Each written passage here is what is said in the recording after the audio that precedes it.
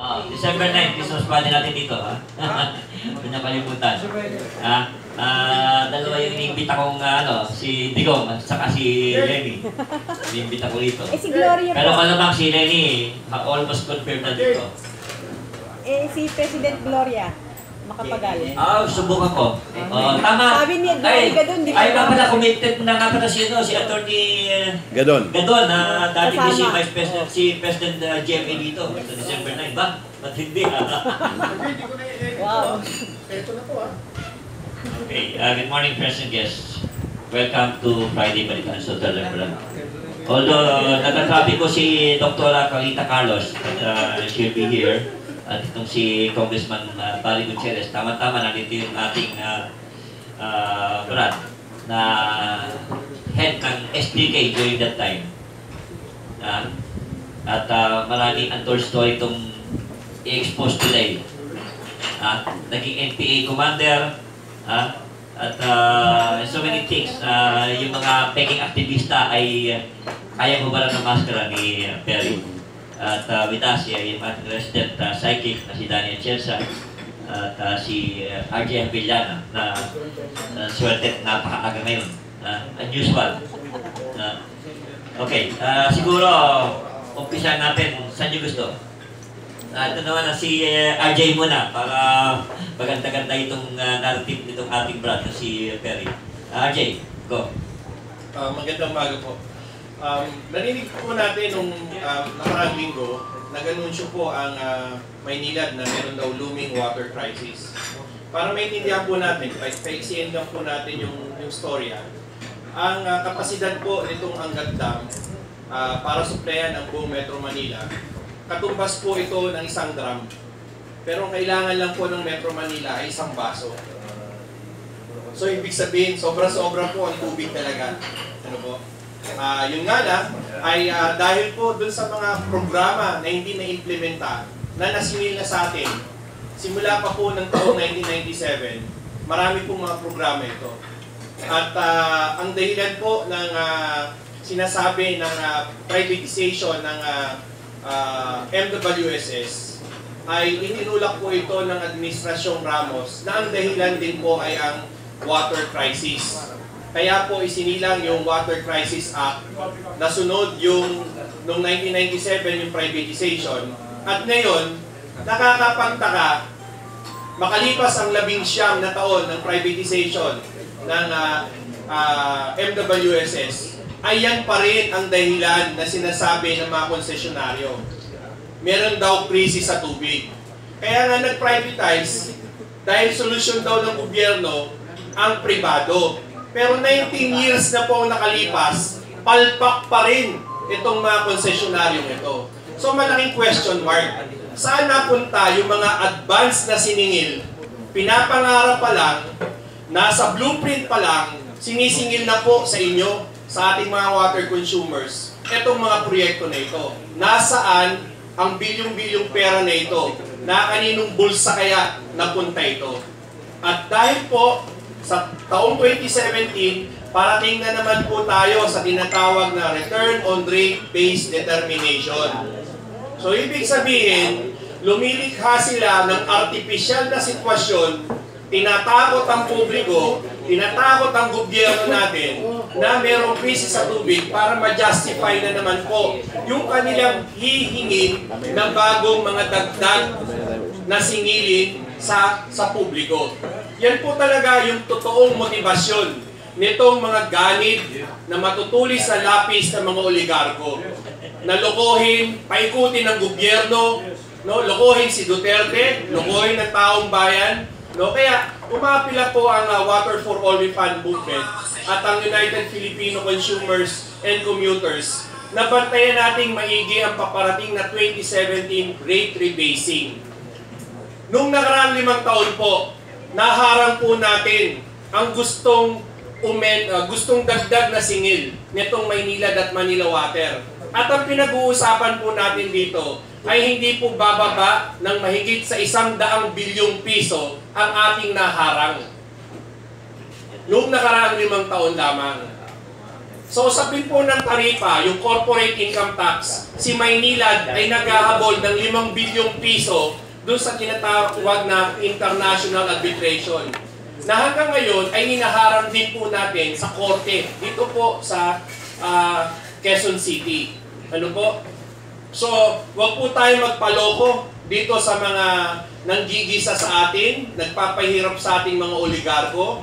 At naalam naman natin ang kabuhayan ng mamamayang Pilipino ay inuuto tayo nitong mga dambuhalang oligarko na siya rin ang may-ari ng Meralco.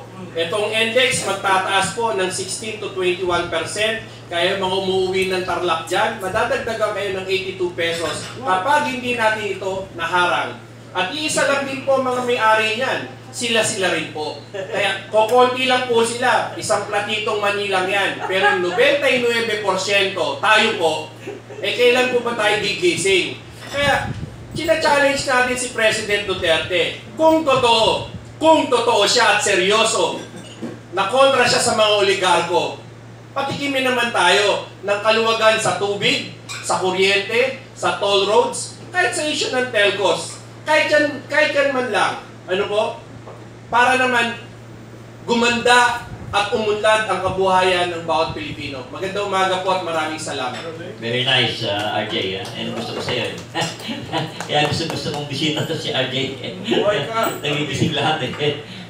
Dahil lahat naman talaga tayo ay apektado sa mga presyo na yan, ng mga manipulation ng mga oligarchs. No? At ngayon, ay hingi natin ng fairness forecast ng ating resident psychic na si Danny Atienza. Danny, go. Good morning po sa inyo lahat. Pupunta ko muna yung ilibig si Marcos. Bawasan mo lang ng konti ha. kapal na. Alam na namin yan eh. Ito, isinulat ko pa nung 1991. Ang kamatayan ni Marcos, pagkawala niya. Alam niyo na yan. Pag nailibig po si Marcos, pinakawala kwentang libingan ang mga gano'n. O, yun na po ang kuha ninyo. Sa ngayon po, ako po pinaka-controversial. Sapagkat ang pelikisyon ko noon, kay Grace po, ay hindi po lumusot dahil si Grace po nagkulang sa amin eh. Sa amin dalawa at sa inyo. Sapagkat masyadong mataas. Pumasok sa ulo. Pumasok sa ulo, sa utak eh. Nawala. Pinahamak ng asawa. Kaya kami dalawa niya, no? Hindi kahit kapraso, hindi kami kinausap. Okay na. Pero may prediction sa ngayon. Alam niyo po, the only Filipino predicted that Trump will win the election. Ako lang po yun. Wala pong niwala sa akin. Sa ngayon, si Trump ang presidente. Whether we like it or not, maaapektuhan ang bansa natin at hindi lang tataas ang tubig, mawawala talaga ng tubig. Kaya ako na magsasabi sa inyo, apektado kayo lahat. Kaya lang tanong, eto, may kagandahan pa ba ang Pilipinas? Mga kaibigan, maganda po ang mangyayari sa Pilipinas. Magpapalit po tayo. Pag hindi po nag-ingat ang presidente, papalitan po siya. Anytime. Sapagkat ang tao nakapalit at nanalo sa ibang bansa, magiging kaaway niya ang lahat ng natin. My prediction is, whether we like it or not, marami tayong pera na nandito. Tatandaan yung sinabi ko? Maraming makukulong at kulang pa kulungan at pamapatay. Marami pa pong ikukulong na may mga bidding sa Makati ng mga tao ni Marcos at marami pa makukulong ng mga tao na nakaupo ngayon sa gobyerno at maging senador. Siguraduhin ko, 2 senador makukulong o makatagal. At si Laila de Lima kasama siya. Kulong sigurado. 1,000%. Si Trilon.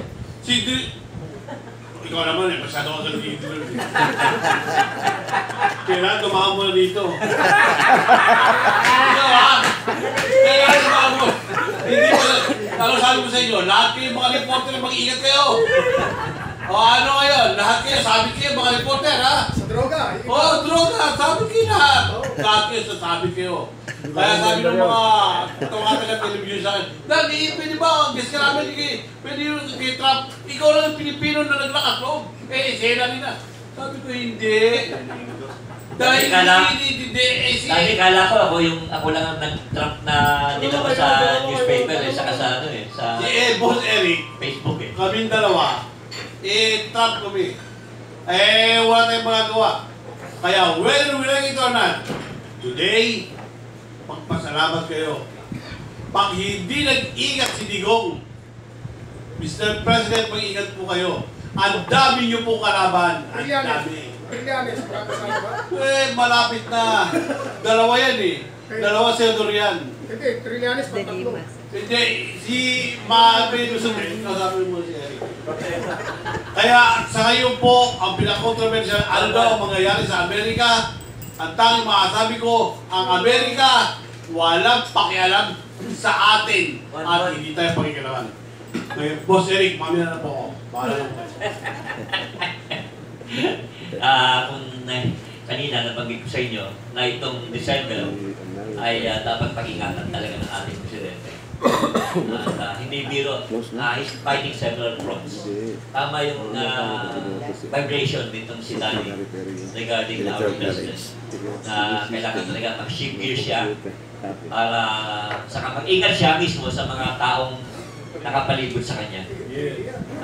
Just like any leader, ang kapahamakan ng isang leader ay nagagaling from within.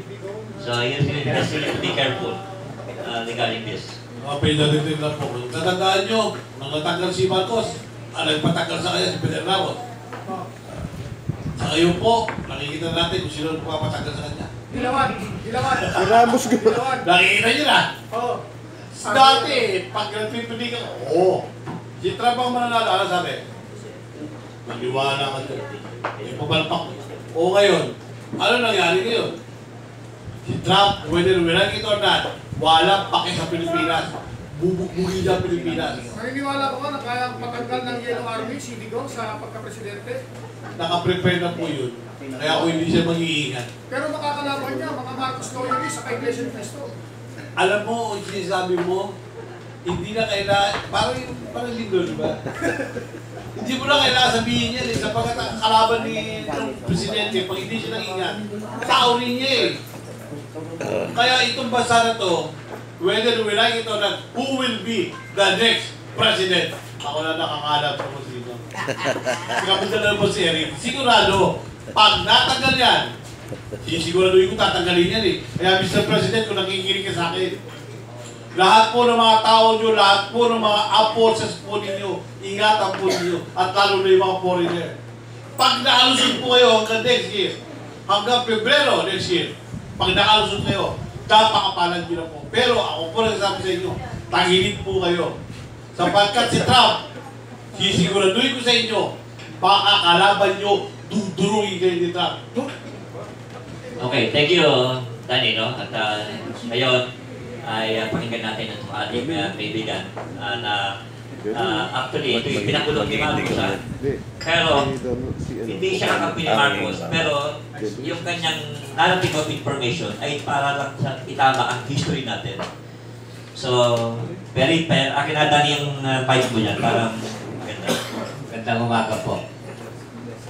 Ako po ay nagtataka lamang kasi ang mga nagkikwento, ang kinikwento nila, yung hindi nila buhay. Walang kwenta. Ang kinikwento nila, marami daw silang kakilala na torture nung panahon ng martial law. Kaya nga ito mga kabataan ngayon, nagrarally-rally, ayon lamang po sa nababasa nila. Ang sa akin lang, dapat katulad ng mga nandyan sa paiyak-iyak sa Supreme Court, okay, ikwento nila yung tamang narrative ng buhay nila. Ako po si Perry Calianta, maraming magagalit na mga kasama ko dati. First batch po ako sa Philippine Science High School. Ako po ay tupong Alaminos, Pangasinan. Wala pong dagdag bawas dito sa kwento ko. Ako po ay galing sa probinsya. Ang kapatid ko po ay nakapasa rin sa Philippine Science High School, 1983 na galing sa probinsya. Pinagpala po kami ng Diyos. Okay? So dalawa kami nakapasa. Nag-high school po ako, first batch ako dito po sa Electrical. 1969, graduate po ako. Nagpunta po ako sa UP NSDP School. Pero imbis na test tube ang hawak ko ay placard. Ito. So ako ay nag-nationalist form, nag-SDK. Lumabang kami kay Marcos. Bakit? Anong pinaglalaban namin? Galit kami kay Marcos dahil siya ay tuta ng imperialismong Amerikano. Nagtataka ako ngayon kung bakit ito mga pa-aktivista noon na nasa Amerika na ay ayaw nang isigaw yung tuta ng Amerikano. Kaya akala ko, bakit tuta siya ng Amerikano na sinisigaw namin dati, bakit siya daw ay pinaalis ng Amerikano? Diba? So, nag-SDK po ako. Ako po ay pumasok sa Beta Sigma. Nagrarally po kami, Diliman Commune. Brad ko po, si Commander Pabling, si Butch Landrito. Habang nandun siya sa bundok ng Botolan, dahil ang girlfriend ko noon ay si Monica Feria, ng taga-Botolan na Feria. Diba? Kaya alam ko, Media practitioner yan, ha? okay? Nasa Inquirer ata siya at magaling sumulat. Ang nanay niya, si Dolores Feria, na napasama sa Karagatan. MB Karagatan. MB Karagatan. Siya ay nakulong din sa CSU. Ito po. Dahil kailangan ng mga NPA doon, ang mga gamot at mga jacket, ako at Brad ko, si Agulto, Simon Agulto ng UP. Kaya po, pinapangalanan ko para ang narrative ay totoo at pwede namang imbestigahan. So kami nagdadala ng mga gamot sa Botolan, Zambales. Gamot at mga jacket. Ang RA 1700 noon ay legal na batas pa. Ibig sabihin, ang aling ginagawa ay labag sa batas. Tama po ba? Pero bagamat ito ay labag sa batas dahil kami ay revolusyonaryo, naniniwala kami na kami lumalabag sa batas dahil pinaglalaban namin ang aming pinaglalaban. Tama po ba? So umakyat kami. Actually, naalala ko bago kami umakyat, manunod muna kami ni Mon Agulto dyan sa Quiapo ng Language of Love. Sa mga matatanda. May maganda yung mga dati, may mga ganong sili sa may Quiapo. Para maiwasan namin yung susunod sa amin. Imbis na dito kami sa Lolong Kapudadaan, magbiyahe Alaminos kami, Santa Cruz, okay? Para bumaba sa Kapanggan, Zambales, aakyat kami papuntang Botolan. Yan po ang narrative po. Okay. Madalit sabi na matay si Butch Landrito, habang ikinakasal siya, mass wedding ng NPA, niratrat siya before the declaration of partial. Nagdiliman ko yun, pagpalagay, nandiyan pa si Butch Landrito. Bakit mo isisisi kay Marcos ang pagkamatay ni Messina na nagkataon nung papasok yung teacher, ayaw papasukin dahil sa Diliman Commune. Nagalit si Campos Damaril. Namatay si Messina. Tama po ba? Nagkataon na yung kapatid ni Messina, si Silvia Messina, ay aktivista. Kasalanan ni Marcos ang pagkakamatay niya. Hindi po.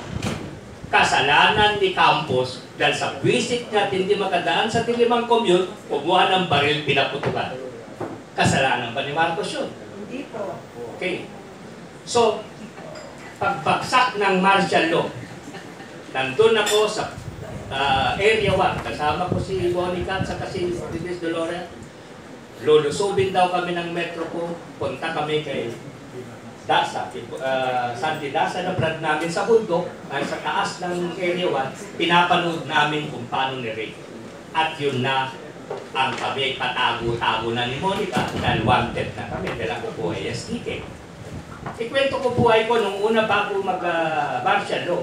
Ako po ay natutulog sa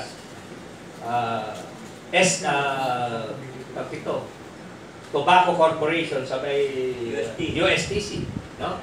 Ako po ay front page sa Dasal. Noong nag-rally kami sa harap ng embassy, American Intervention of Cambodia. Alam ko pa, ang narrative dapat ay eksakto. Nahuli ako, kinulong ako sa Presinto 5 ng United Nations. Ang kaso ko, illegal possession of hand grenade at slingshot. Ang abogado kong dumating ay si Voltaire Garcia. Ang sabi ni Voltaire, kung granada ito Ibig sabihin, pag pinaputok ko rito, kung pumutok granada, may pumayag na pulis. Sabi niya, biglang sabi, ay hindi, mamamatay tayo. Itatapon daw sa labas. Sabi ni Volker Garcia, pag pumutok granada, papakulong ko tong aking kliyente. Sabi naman ng pulis, hindi mawawala yung ebidensya. So, ibig sabihin, ang inamin ni Volker Garcia, illegal possession of essential. Pampala yun, attorney. Batas sa Maynila, pero ang piyansa 100 pesos. Sa kanya pa ako kumuha ng pangpiyansa. Tawag doon, gabine. So, inquest. Sa inquest, nagbayad si Volker ng 100 pesos. Nakakulong ako, umiikot ang mga tao, mga makibaka, palayan si Pedro. Kwento ko po itong buhay ko. Dahil gusto ko po, sana yung mga paiyak-iyak sa Supreme Court, ay malinaw din dapat yung narating nila. Lintik yung ako ay naging revolusyonaryo, naniniwala ako sa pinaglalaban ko. Armed Propaganda Unit po ko, 8 po kami sa Botolan. Marami rin akong napatay na mga sundalo, nagdala-dala ko M2. Gera po ang pinasok namin. Nagkataon po, nahuli po ako ng MPIS, Military Police Intelligence Unit, na ang may hawak noon ay si Octavio Alvarez. Nagpapangalan po ako.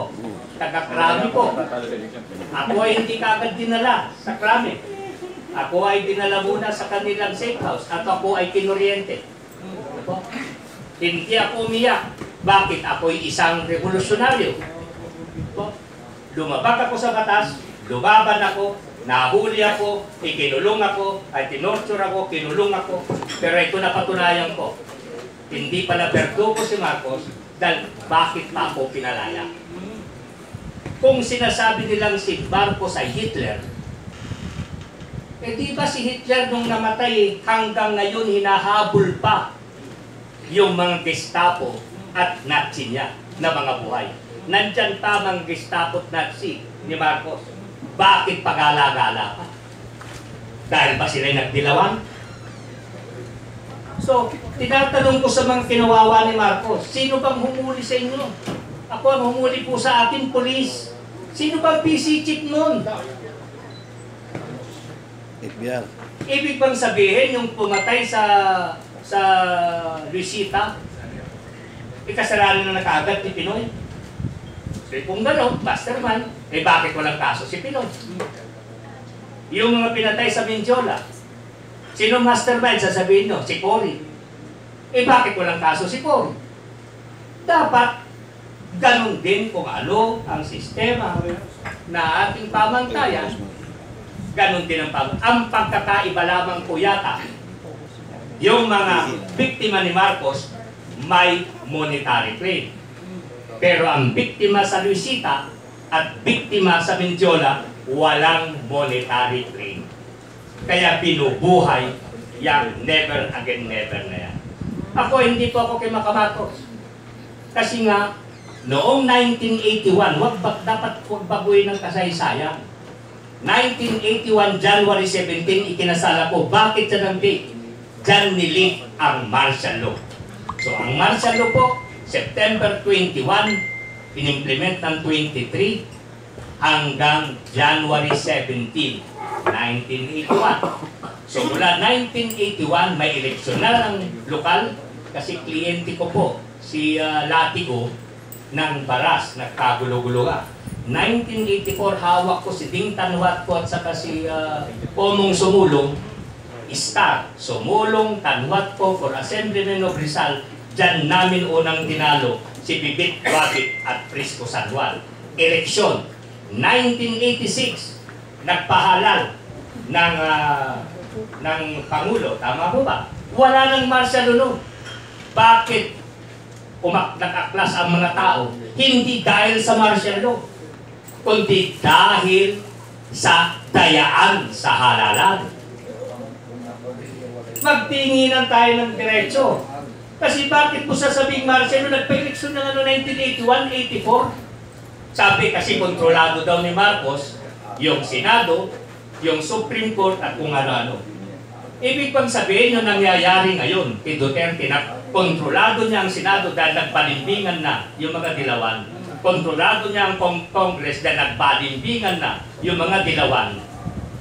At kontrolado na rin niya ang Supreme Court daw, bagamat wala pa siyang ina-appoint sa Supreme Court. Sabihin natin, martial na rin pala ngayon. Yun ang mali. Diretso natin. Sinasabi nila noong 1986, kaya daw nag-aklas. Nag-aklas ang tao dahil nag-aklas yung mga taga-PPCRB ata noon at saka Comelec. Dayaan sa halalan mga kasama. Ang sinasabi ko lang sa mga aktivista, lumaban tayo. Ikwento niyo ang buhay ninyo. Saan kayo nahuli? Bakit kayo hinuli? Hindi naman tama yung wala kaming ginagawa, bigla na lang kaming hinuli, tinorture. Dapat sabihin din nila. Katulad si kasamang Parabua, ikwento niya yung buhay niya. Pinasukan daw ng tingting ang kanya. Ikwento niya kung saan siya na ospital pagkatapos. Saan siya dinala. Ano bang ginagawa niya at hinuli siya? Ang pagsusulat ng artikulo sa Ang Bayan.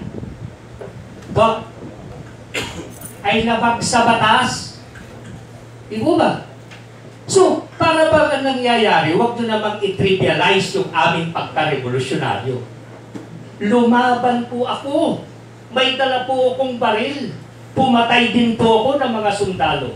Bakit ayaw din nilang pagsalitain sa Supreme Court yung mga biniktima naming mga NPA na pamilya ng mga sundalong sumusunod lang sa batas ng martial law?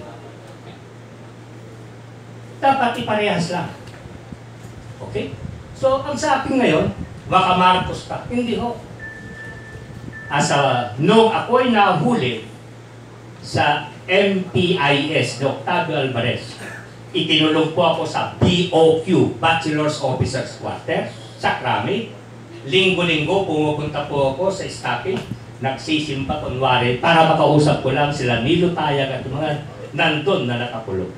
Ang sabi ni Nilo sa akin, siguraduhin niyong makalaya kayo dahil walang mangyayari sa ating revolusyon pag lahat tayo ay nakakulong. So, kung sino-sino ang aking pinontak ng magulang ko at naging uncle ko pala, si Fidel Singson, C2 Deputy Chief ni Dimaya. Sa pamamagitan niya, ako ay nakalaya.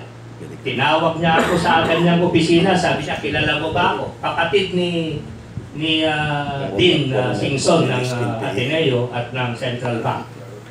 Kapatid na mas bata.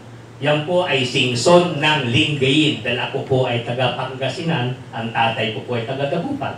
Akala kasi nila basta Singson, si Ilocos Sur na. Hindi ho. Singson, si Gabriel ay taga Lingayen, Pangasinan. Former Central Bank Governor. Okay? Saka Dean ng College Soblo ata sa Ateneo. Nung sabi sa akin habang nakakulong ako, Talyanta, C2, sabi ko patay na. Dahil hindi ko naman alam na nahuli ako 72. Okay? Tinawag ako mga February, March. Akala ko face the wall ako. So nagpaalam na ako sa mga kasama ko sa kulungan. Pagdating ko, sabi ng uncle ko, kilala mo ko. Dito na kilala ko. Buti swerte mo. Sabi niya, ito ang dosyer mo. Palalayain kita. Hindi ka ba masaya? Sabi, hindi. Bakit? Sabi ka. Tama yung pinaglalaban ko eh. Dapat babagsakin si Marcos. Alam mo, sabi niya, pilosopo kalinti ka, basta palalayain kita under my custody. Pero every week mag-report ka sa akin. Every week. Anong sabi ko sa kanya? Hayaan mo, uncle. Pag darating ang araw, mahuli ka naman namin sa bundok, palalayain din kita. Ito'y totoo.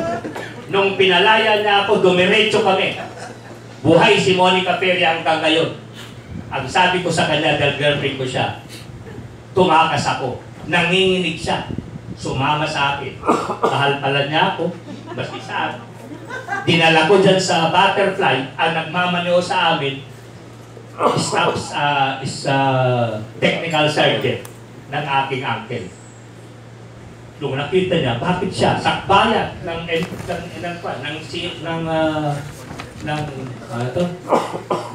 ni Simpson. At alam mo, sabi pa ng sundalo, kaibigan po pala si Colonel Simpson. Sabihin mo naman, gawin niya akong master sergeant na. Kita mo, yung umuli sa akin, sila naman nakikiusap sa akin.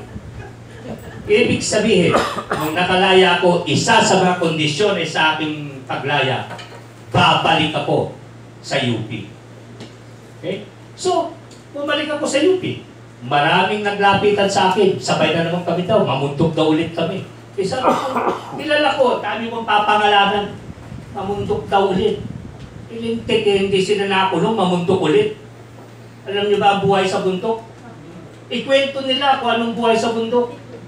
Alam pa nila yung pasamasid na habang nasa Botolang kami, red area namin yun, armed propaganda unit po ako, 8 lang po kami. Iba-iba ang cell namin. Ikwento ko ang buhay ng NPA. Ayaw nilang ikwento dahil wala daw silang ginagawa. Bigla na lang silang hinuli, pinarusahan. Wala sila doon. Wala sila. Marami akong kakilalang nandyan. Nakasulat ang pangalan sa bantayong. Pero alam ko, hindi naman sila kasama.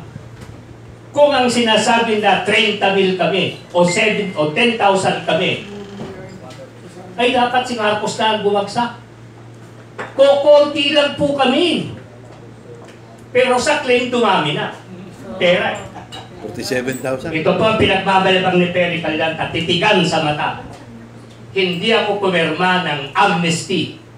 Kaya nga every week, nagre-report ako. Kaya hindi ako nagpapakaalis sa bansa. Okay? Pangalawa, hindi ako pumirma sa claim dahil hindi ko hinangat na ako'y maging revolusyonaryo para magkapera. Yan lang ang diretsa. Sila Eta Rosales magtingin ng kami sa mata. Maski sila Bonnie Parabua.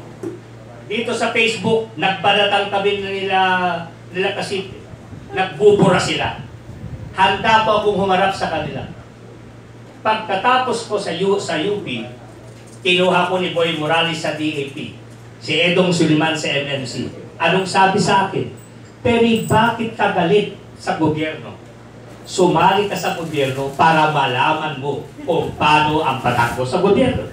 Pumasok ako sa DAP, kay Boy Morales. Naging consultant din po ako sa DILG, kay Ronyo at kay Ed Soliman. Ako po ang gumawa ng Barangay Youth Corps ng Quezon City muna noong 1974. Diyan nagsimula ang Kabataang Barangay.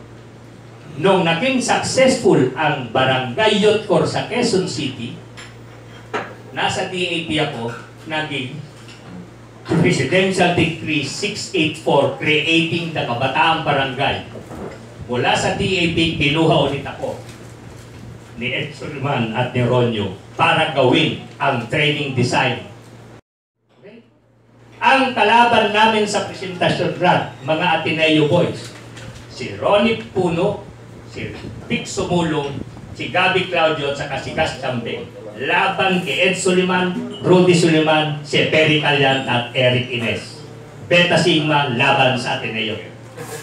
Prinisent ni Ronnie Puno ang kanyang training design at ang Kabataang Barangay. Pinakinggan nila Socrates, nila Ronyo. Maganda. Prinisent ko rin yung ginawa ko. Ang tanong lang, paano mo i-train ang 42,000 Kabataang Barangay all over the country? May operational plan ako, kaya ibinigay sa grupo ni Ed Soliman at sa amin. Lecturer ko lang yan. Si Ronnie Puno, si Gabby Claudio. Buhay pa naman si Gabby Claudio, pwede niyong tawagin para patutuhanan o i-deny niya po ito. Malas nga lang namatay na si Vic Sumulong. Diba? So madalit sabi po, noong training ko ang Kabataang Barangay sa Makiling, 4 po ang aming training site. Makiling, Murcia, Mampal, sa Negros, sa Cebu at sa Davao, kabataang barangay chairman ko na sineminar ko si Lea Navarro ng Makati Black and White. Malaki ang pakinabang ni Lea Navarro sa kabataang barangay. Pero ang nangyayari sa kanya, parang pag nagising EDSA na.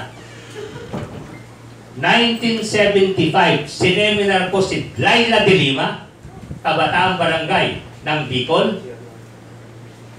Lea Navarro, siyempre, sila itong Di Campanilla, si Concepcion, KB chairman ko po yan. Hindi po KB chairman muna itong si Bistec. Kasama lang siya sa kaluskos-musmos. Kasama niya si Maricel Soriano. Concepcion din ngayon sa legal ng law department na UP. Pagkatapos ng kabataang barangay, unang seminar, saka pumasok si Jaime Marcos. Dahil ako ang gumawa ng training design, ako ang training officer ng kabataang barangay na hanggang ngayon pinagmamayabang ko dahil walang komparasyon ang kabataang barangay kaysa sa SK na ginawa ni Cory Aquino. Dahil ang SK may pera kaagad, may 10% of 10%. Ang kabataang barangay, walang pasweldo. Yan po, yun ang pagkakaiba. Kaya nga mayroon bang mayabang ngayon na ako ay SK, pero maraming magsasabi, ako ay KB. Okay. Okay? Ngayon, ito lang po sa atin ngayon. Gusto ko lamang po na ituwid ang ating kasaysayan. Yung mga nagpikwento, no po? Ay ikwento nila yung sarili nilang kwento. Handa po akong humarap, maski sino. Okay? Nagpapangalan po ako para ituwid lang natin. Katulad dito sa Supreme Court, libing lang po ito. Hindi pa pinag-uusapan dito kung ano yung legal na dapat gawin laban sa mga Marcos. Di po ba? Libing lang. Rule of law, sila ang nagdala. Dalawa na nagdala sa Supreme Court. Nung natalo sila, ayaw silang sumunod. Anong gagawin natin? Hinamon-hamon nila. Dalhin sa Supreme Court. Bakit kaya sumunod? Buti pa nga si Hillary. May delikadesa. Saka si Obama. Pagkataas matalo kay Trump. Nagpupunsin. Ilintik ng mga dilawan. Ako wala akong kinatatakutan dahil wala po akong sweldo sa gobyerno po. Sariling kayod ko po ito. Ako po ay political consultant sa local lang. Pero pag nanalo na ang aking kandidato, natanggap ko na yung victory bonus ko, baban. Marami dyan dakdak ng dakdak dahil nakinabang. At gustong makinabang sa pamahalaan. Lintik, pag magkamali si Tigong, upakan ko rin. Actually, akong humawak kay Jun Abaya, maski tanungin ninyo, nung unang tumakbong congressman sa Cavite. Dahil kapat siya sa Philippine Science ng kapatid ko. Ito po? So, ibig sabihin, ang tama-tama, ang mali ay mali. Ako po ay dinala ni Jun Abaya sa bahay ni Rojas. At nakita ko doon yung Hyatt Well. Ang sabi ko lang kay Jun Abaya, ito na ba yung mga nakinabang kay Gloria? Eh, sila rin man ba kinabang kay Pinoy? Alam mo, sabi ni Jun Abaya, huwag ka nang maingay. Basta ang gusto ko lang, sabi niya, bantayan mo, sana hindi madaya si Pinoy. Naging consultant ako ni Pinoy para laban sa Pandarayanan. Pero ang mali-mali. Kaya nga ngayon po, gusto ko lamang po hamunin, maski saang debate, ang nagsasabing sila ay biktima ng martial law. Marami po dyan na initan lang sa EDSA ay biktima na ng martial law. Okay, maraming salamat. Thank you. Ako po si Perry Calyanta, lalantad, maski kanino. Okay, thank you Brad Perry, no? Alam mo, talagang college days pa lang talagang matapang. Layo. At pareho kami Beta Sigma. Kaya alam ko yung katotohanan about Perry Calyanta. At pakinggan natin yung the other side, no, of the truth. from our good congressman here, Barry Gutierrez. At para maintindihan natin. Pero ko, right now, ako ay anti-Marcos. Not because ganito ako kay Marcos, but because naswindel ako ng pamilya niya. At sa totoo lamang, ay hindi makauwi itong mga kawatang pamilya nito kung di ko natulungan. Yan lang ang mayayapag ko sa inyo. Ang isang hero ko, pati yung acquittal kay Imelda sa New York, Mission Impossible yan. At isang maliit na sanuan lamang ang nakagawa ng idea kung paano ma-acquit si Imelda na nakinabang yung pamilya ni Cocoy Romualdez. Okay? Barry, please. Itong si Barry ay isa ring aktivista to. Kaya lang, may pareho ko na ayaw pumayag. Pero sa issue ng kay Marcos, eh kung talagang sa akin kung yan ang decision ng Supreme Court, sino tayo para lumaban sa decision ng Supreme Court? Although talagang sa concerning the Marcoses at this point in time, no way for me. Thank you. Barry, go. Okay, siguro simulan ko lang ng konting paliwanag dun sa kaso nga na sinampa namin yung nakaraang Agosto para pigilan yung dineklara na intensyon ng ating presidente na payagan yung kakalibing ni Marcos sa libing ng mga bayani. Yung mga kliyente namin dito, lahat mga naging biktima ng martial law regime.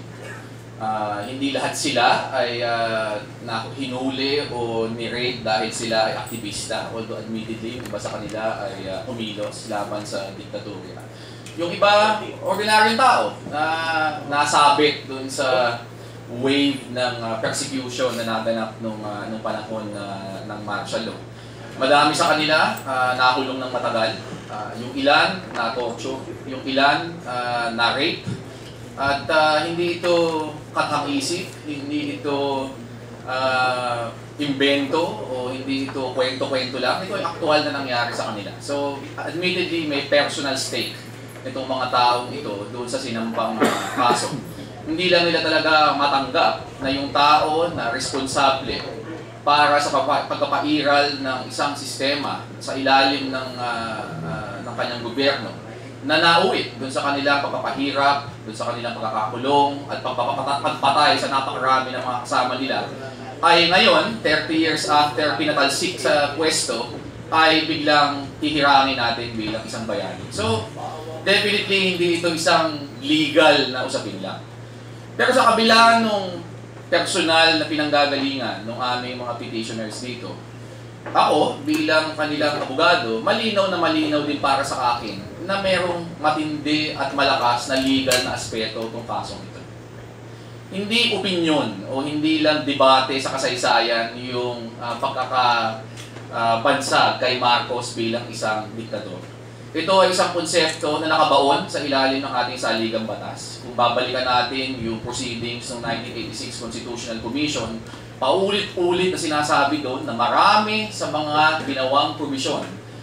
Everything from pag-establish ng Commission on Human Rights, sa pag-expand ng kapangyarihan ng Korte Suprema, punta doon sa transitory provisions na in effect, binalidate yung mga sequestration orders na in-issue nung pagkatapos ng EDSA Revolution noong 1986 ay nakabatay sa pagkilala na si Marcos ay isang diktador. Si Marcos ay isang tao na responsable sa paglabag ng karapatang pantao ng libo-libong mga Pilipino. At si Marcos ay isang magnanakaw. Bilyong-bilyong piso ng kaban ng bayan ang ninakaw niya, ng kanyang pamilya, at ng kanyang mga naging alipores ng panahon ng martial law. Hindi na ito usapin ng debate. Usapin ito na nakabaon na sa ating konstitusyon. Labas sa konstitusyon, pwede nating tingnan ang mga desisyon ng Korte Suprema. Mahigit 30 kaso na dinicide ng Supreme Court mula 1987 hanggang as recent as 2012. Sinasabi na si Marcos at tinatawag si Marcos na tyrant. Tinatawag si Marcos na plunderer. Tinatawag si Marcos na human rights violator. So again, hindi ito isang bagay na parang opinion lang ng isang grupo ng mga Pilipino, isang bagay na hanggang ngayon ay ating pinagdidiskusyon. Ito ay isang bagay na nakabaon na sa ating batas, sa ating saligang batas at sa ating desisyon ng Korte Suprema. So, yun yung aming pinanghawakan nung kami ay nagsampa ng kaso. Obviously, yung intensyon na personal, nanggagaling dun sa personal na kasaysayan ng mga aming mga kliyente. But at the same time, tingin ko, napakalakas ng legal position in terms of citing the Constitution, in terms of citing yung court jurisprudence. Dagdag na rin natin yung mga batas na pinasa ng ating Kongreso. Ang pinakabago nga dito, yung Republic Act 10368, na although ang main objective ay mag-declare at mag-grant ng reparations sa ating mga human rights victims ng panahon ng martial law, malinaw na malinaw rin na mayroong pagkilala na importanteng kinikilala yung recognition ng kanilang paghihirap. Ibig sabihin, labas sa pagbibigay ng monetary reparations, mayroong right to remedy na binibigay. Mayroong binabaon na pagkilala dun sa batas na si Marcos nga ay lumabag sa kanilang mga karapatan at kailangang kilalanin yung pinagdaanan nila nung panahon ng martial law. So hindi lang ito usapin ng pera, usapin ito ng official na state sanction, state recognition ng kanilang pinagdaanan at dun sa mga krimen na ginawa ni Marcos. Kaya nga medyo nakakabahala, nakakabigla at nakakalungkot yung naging resulta ng deliberation ng Supreme Court na lumabas nung nakaraang Martes. By a 9-5 decision, binaliktad ng Korte Suprema yung sarili nilang jurisprudence. Binaliktad ng Korte Suprema yung sinasabi ng ating konstitusyon at ng ating mga batas. At kahit na subukan pa nilang i-justify ito by saying na wala naman daw ibig sabihin yung paglilibing kay Marcos sa libingan ng mga bayani, parang hindi yun ang tingin ng karamihan ng mga tao at hindi yun ang nakasaad sa ating mga batas. Natatawa nga ako na sa dulo, ang ultimate justification dun sa desisyon ay, well, hindi naman namin kinikilala si Marcos bilang bayani, pinapayagan lang namin siyang ilibing sa isang lugar na ang pangalan ay nagkataon ay ilibingan ng mga bayani. Yun yung kanilang pinaka-main reasoning. Tingin ko kahit sinong ordinaryong Pilipino na titingnan yung ganong klaseng paliwanag ay talagang hindi may iwasang magtaka. Kung babalikan natin lahat ng mga batas at yung mga executive orders na in-issue ng mga nakaraang presidente mula pa panahon ni President Magsaysay na siyang nag-rename actually ng lugar na yan from Republic Memorial Cemetery to libingan ng mga bayani, klarong-klaro na yung intensyon sa pagbibigay ng ganyang pangalan sa lugar na yan ay para magkaroon ng pagkilala na yung mga taong ililibing dyan ay mga tao ay na nararapat kirangin ng ating bansa bilang, kung hindi man specific na bayani, mga taong merong malinaw at mabuting kontribusyon sa ating kasaysayan at sa ating kultura. Ibig sabihin, mga tao na dapat lang na bigyan ng paghirap ng ating lipunan dahil sa kanilang mga ginawa. At malinaw, si Marcos hindi papasok doon sa klasifikasyon na yun. Mismong yung Solicitor General, doon sa kanilang mga arguments, sinasabi na si Marcos ay hindi dapat hirangin. At natatawa nga ako na sa kabila ng kanilang pagbigkas na yun, nasabihin nila na dapat pa rin ilibing sa libingan ng mga bayani dahil wala naman daw ibig sabihin yun. Eh kung ganun pala, ba't tayo dumadaan sa isang napakakomplikadong proseso para makapaglibing dyan? Kung kahit sino naman pala na tao, kahit na ano pa ang kanilang mga kasalanan sa lipunan, kahit na ano pa ang kanilang mga ginawa, ay pwede na rin naman palang ilibing dyan sa lugar na yan. Paulit-ulit na naririnig ko sa nakaraang mga araw, lalo na paglabas ng Supreme Court decision sa mga komentarista, whether professional o non-professional tulad ng mga ekspertong nagsasalita sa Facebook, na ang dahilan naman daw kaya pinayagan ay dahil wala naman daw batas na nagbabawal na ilibing si Marcos doon. Ako kasi hindi ako naniniwalang totoo yun. Totoo, walang batas na explicitly nagsasabi na bawal ilibing si Ferdinand Marcos sa libingan ng mga bayani. Pero may sapat na batas na nagsasabi na yung mga taong naging biktima sa panahon ni Marcos ay entitled sa recognition na sila ay biniktima at entitled sila na yung responsable para sa pagbiktima sa kanila ay hindi dapat bigyan ng parangal ng Estado at ng lipunan. Hindi lumalabas ang pangalan ni Marcos doon, literal, pero malinaw naman siguro kung anong ibig sabihin noong ganong klaseng deklarasyon sa ilalim ng ating batas. At yung batas na yan ay ang Republic Act 10368. Kabila pa niyan, ulit-ulit ko lang sinasabi, ang daming probisyon ng ating konstitusyon, lalo na pag tinignan mo yung paliwanag sa Constitutional Commission na nakabatay sa karanasan sa ilalim ng martial law, at malinaw na kinukundina yung pangyayari niyo. Malinaw na sinasabi na kaya namin ilalagay ito, provision na ito, para wag nang maulit yung ginawa nung panahon ni Marcos. Wag nang maulit yung pagnanakaw, wag nang maulit yung pang-abuso sa kapangyarihan, wag nang maulit yung pagkapahirap, pagpatay, pagkulong ng walang dahilan sa libo-libong mga Pilipino.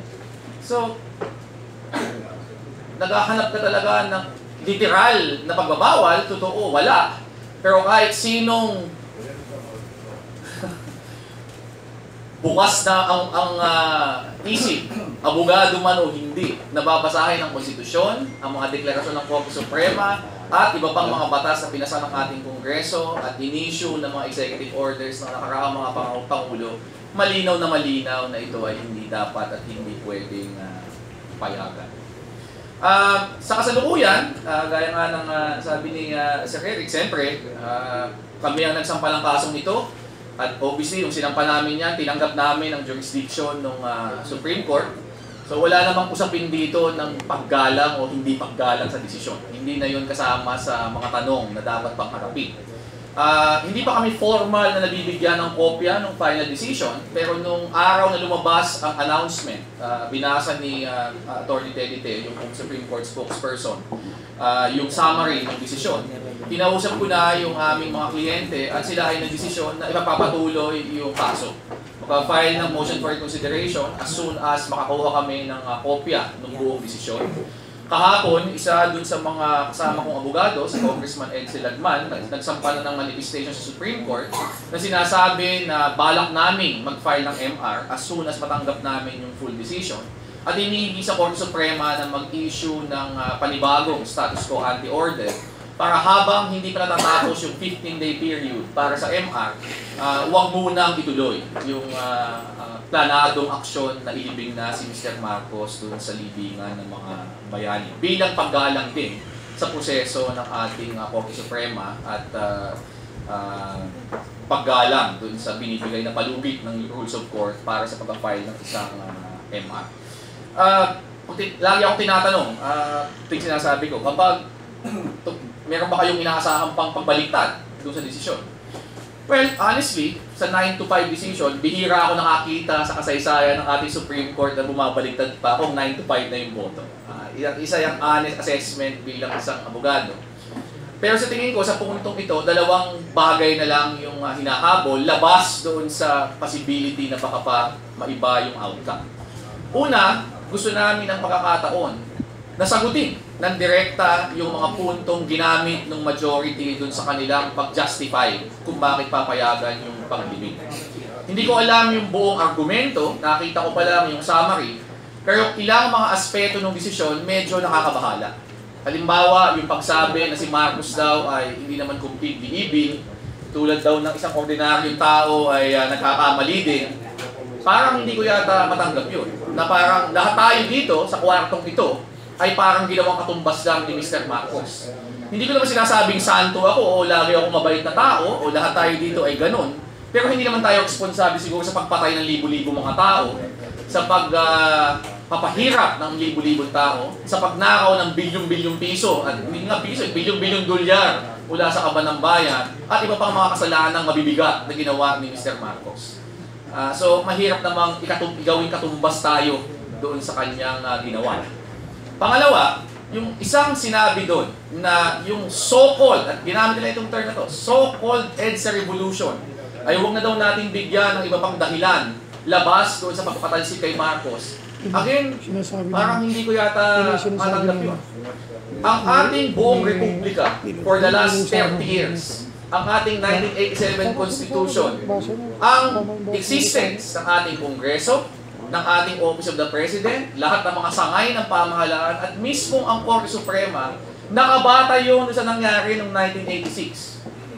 Kasi kung hindi tinanggal si Marcos ng taong bayan noong 86, diba? At kung hindi lehitimo yung ginawang yun, lahat ng sumunod pala ay illegitimate. Diba? Dahil sa katotohanan, ang sinabi ng Congress noong 86, si Marcos ang nanalo. Diba? At kung tinanggal sa pagkatapos, diba? Kung hindi pala yun, wala palang ibig sabihin yun, di, bakit tayo nandito ngayon? Diba? Yun yung punto. Malinaw na malinaw sa lahat ng mga naging desisyon ng Supreme Court after 86. Okay? Upholding yung validity of the 87 Constitution, upholding yung ouster, na yung 86 EDSA People Power Revolution was an act of the sovereign people. Ibig sabihin, direktang kumilos ang taong bayan para i-assert yung kanyang power of sovereignty. Yun yung ating pananaw dyan. So sa akin, katakataka lang yung statement ng Supreme Court. And again, that flies in the face of 30 years worth ng ating Supreme Court jurisprudence. So, yun yung unang perspective namin. Tahimik lang, please. Yun yung unang perspective namin. Magkaroon ng opportunity para sagutin yung ganitong klaseng mga argumento ng majority opinion. Pangalawa, at ito mas personal siguro, sabi nung aming mga petitioners na lahat nag-survive through yung pinagdaanan nila nung panahon ng martial law, at ako personally hindi ko ma-imagine kung paano mong gagawin yun. At nagpapasalamat ako na ako personally ay never had to go through yung hardship na kanilang pinagdaanan. At ako'y nagdarasal na sana yung mga darating na henerasyon hindi na rin dumaan sa ganong klaseng paghihirap. Na-survive nila yon at sa kabila ng lahat ng paghihirap na dinaanan nila, nagpatuloy sila sa pagtutulak ng kanilang pinaniniwalaan. 30 years later, nahanap pa rin nila yung lakas at yung tapang para muling tumindig at tutulan itong proposal nga na ihirang si Mr. Marcos bilang isang bayani. At naniniwala sila na sa kabila ng 9-5 decision ng Supreme Court, gusto na nilang tapusin itong buong pangyayaring ito with dignity and with courage. Ibig sabihin, kahit na tayo sa dulo ay matatalo, gusto namin makita ito to the end. Gusto namin i-see through itong prosesong ito to the end. At ako, nirerespeto ko at ginagalang ko yung posisyon na yon at gagawin namin lahat bilang kanilang mga abogado para matulungan silang maabot yung ganong klaseng layunin nila. So, by next week siguro, may expect namin na maipa-file yung MR at late siguro early the following week. Hinihintay lang namin yung official service sa amin nung Supreme Court decision. Thank you, Congressman Barry. At si Juby, si Bill, tapos balik tayo kay Perry. Okay, magandang umaga po sa lahat. Excuse me, Juby, si Edwin San. Edwin Eusebio. Wala. Ay, dito mo na, jijing nito. Okay, magandang umaga po sa lahat. Juby Guzman po ng DWBL. Una-una, congratulations sa mga speaker natin. Talagang malaman ho lahat ng mga sinabi po ninyo. Ang tanong ko po ay para kay Congressman. Although Congressman po kayo, mabatas po kayo, syempre, iset aside na natin yun. Kayo po ay isang bilang abogado. Sa pagkakaintindi ko po, kasi galing din po ako ng law office, gusto ko lang pong ibigay niyo sa amin yung exact na dahilan kung bakit yung desisyon ng Supreme Court ay hindi niyo po sinasang-ayunan. Una-una, ang alam ko po, pag lumalaban tayo sa isang labanin, di ba? Merong natatalo at merong nananalo. Ang hindi ko po maintindihan, kasi higher na kayo eh. Karamihan po kasi ng pinagdaanan ko sa law office, maliliit na kaso. Hindi po pang bansa na usapin. Pero this time po, para po nagpapakita po kayo na hindi po kayo naniniwala sa anumang desisyon na ilalabas ng Supreme Court. Ito po, bilang isang ordinaryong tao lamang. Wala po akong intensyon na sirain kayo o hangaan kayo kasi nasa ano lang po tayo, pagtatanong. Ano po ba ang gusto ninyong ipakita sa aming mga mamamayan sa paglalabas ng isang desisyon sa highest court? Ano ba yung dapat namin ipakita? Kasi hanggat humahaba ang usapin na ito, maging ang kaapu-apuhan po natin, wala na rin pong katapusan. So, paano natin tatanggapin ang bawat desisyon na manggagaling sa highest court kung ang mga tao na desisyon ng pinakamataas na kapulungan ay hindi ho natin pakikinggan? Hanggang saan mo kaya tayo matatapos?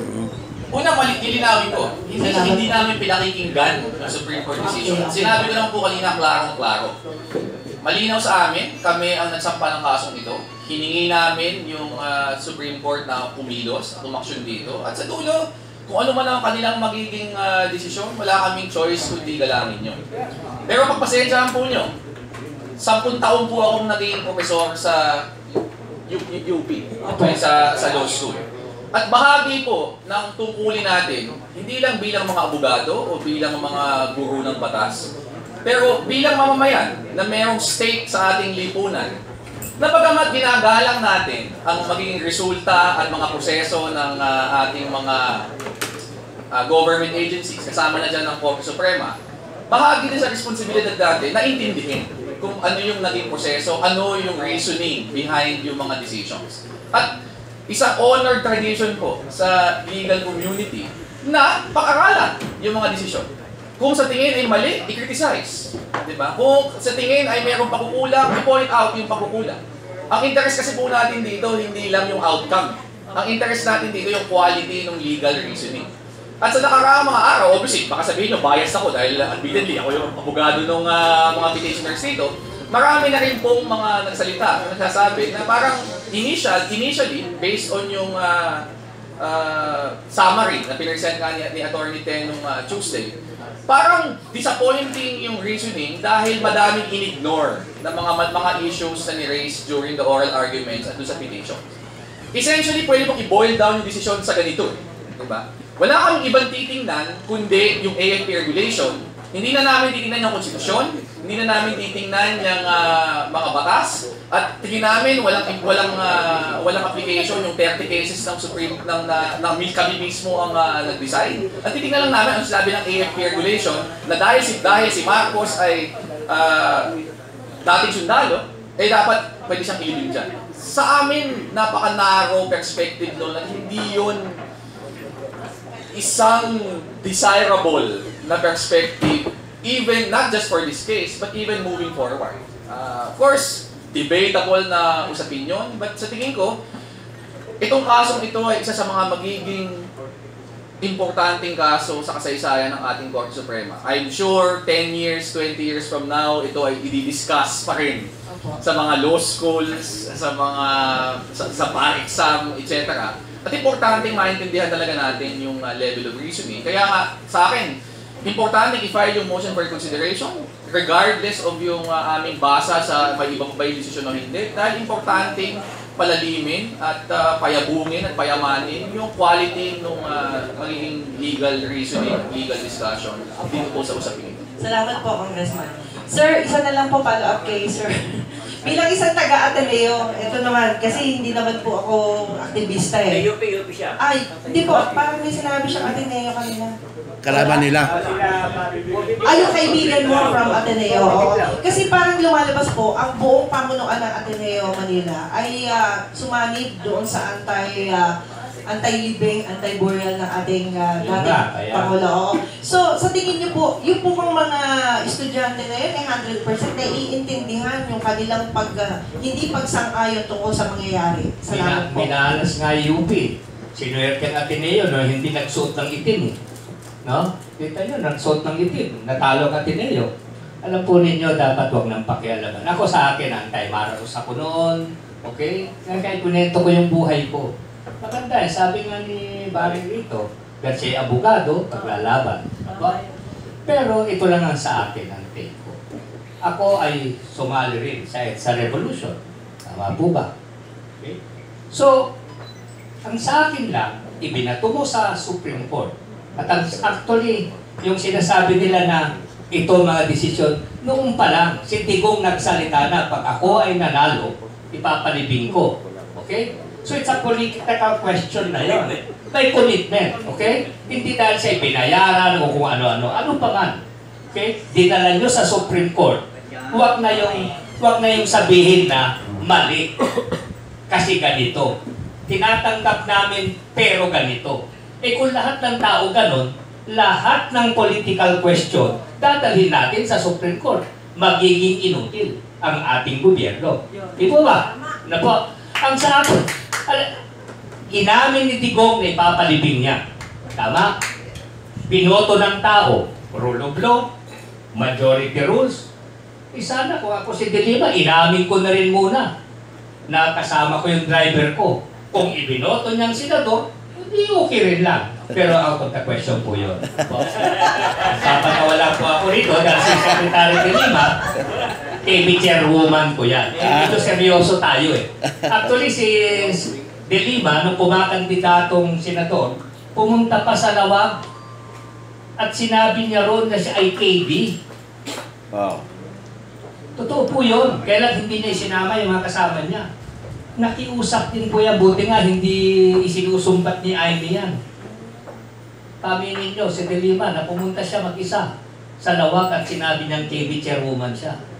Pero pagkatapos, dahil siyempre, the enemy of your enemy is my friend. Ganun talaga sa politika. Sa akin, kung ano man ang pandarambong ni Marcos, kung ano pa ang ginawa niya, nasa korte na yan. Pagpapalibing ito. Pag sabihin mo, ayaw ko lang kasi ang narrative na marami ang galit. Okay? Ito dapat. Sino tayo para magsabi? Kung sinasabi natin marami ang galit, bakit hindi tayo magpa-survey? Di po ba? Marami ang hindi lang, sa buong Pilipinas na. Marami ang nagrarally. Ang tanong ko lagi, ilan?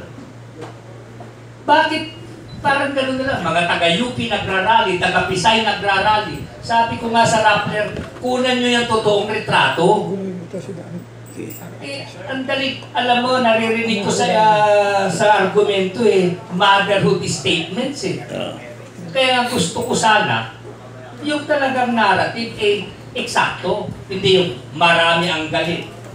Maraming ayaw. Alam namin, labag sa batas. Sabi, ano ba yung Supreme Court?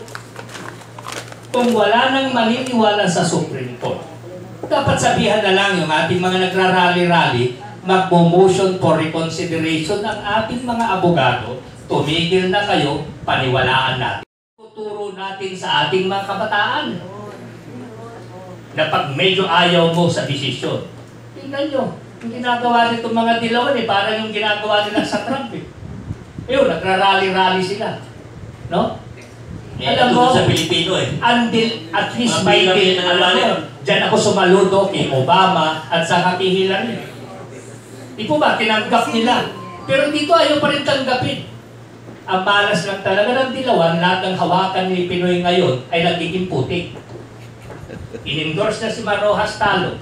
Latata, nung gabi pa yun, nakikanta-kanta pa, talo ulit ang Supreme Court.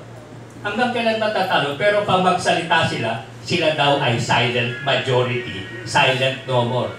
Kasi yung silent majority, bumalimbing na Ilan na nagbasa? Sa PDP laban na nasa PDP laban na Ang gusto kong marinig ngayon ay si Trilon, ano masasabi niya? Ano ba, tungkol pa yan sa pita? Si Belmonte, ano masasabi niya? Tumahimik lang. Ano na to, pera-pera? Di ba meron na nga?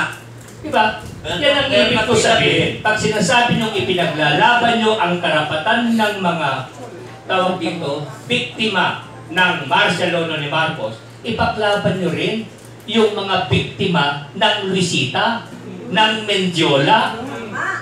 Di po ba? Marami ng kaso si Marcos, ang malas lang, patay na si Marcos, siya pa binabala, pinandiyan pa si Ramos at saka si Enrile. Habulin nyo rin, attorney.